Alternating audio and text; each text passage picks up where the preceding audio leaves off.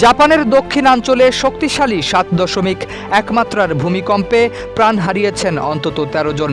বুধবার এই তথ্য নিশ্চিত করেছেন দেশটির প্রধানমন্ত্রী সানায়ে তাকাইচি। নিহতের সংখ্যা আরও বাড়তে পারে বলে আশঙ্কা করা হচ্ছে। মঙ্গলবার বিকেলে কিউশুর কুমামোতো অঞ্চলে আঘাত হানে এই শক্তিশালী ভূমিকম্প। এর পরপরই শুরু হয় ব্যাপক উদ্ধার অভিযান। প্রধানমন্ত্রী জানান, রাতভর নিখোঁজদের খোঁজে তল্লাশি চালানো হয়েছে এবং এখনও উদ্ধার কাজ অব্যাহত রয়েছে।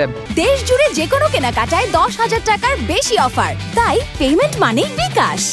ভূমিকম্পের তীব্রতায় একটি শপিং সেন্টারের অংশ ধসে পড়ে। প্রাথমিকভাবে ধারণা করা হচ্ছে গ্যাস লিকের কারণেই ওই দুর্ঘটনা ঘটেছে। এছাড়া একটি কাগজ কারখানার বিশাল চিমনিও ভেঙে পড়ে, যার নিচে আটকা পড়েছেন কয়েকজন।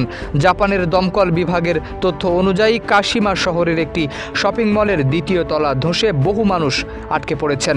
অন্যদিকে নিপ্পন পেপার ইন্ডাস্ট্রিজের ইয়াতসুশিরো কারখানার চিমনি ধসে পড়ার ঘটনাতেও চলছে উদ্ধার অভিযান। পরিস্থিতি মোকাবিলায় 2,60,000-এরও বেশি মানুষকে নিরাপদ স্থানে সরে যাওয়ার নির্দেশ দেওয়া হয়েছে।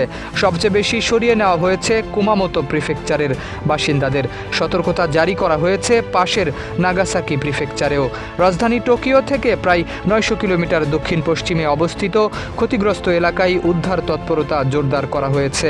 আহত ও নিখোঁজদের সংখ্যা বাড়তে থাকায় পরিস্থিতির ওপর কড়া নজর রাখছে জাপান সরকার।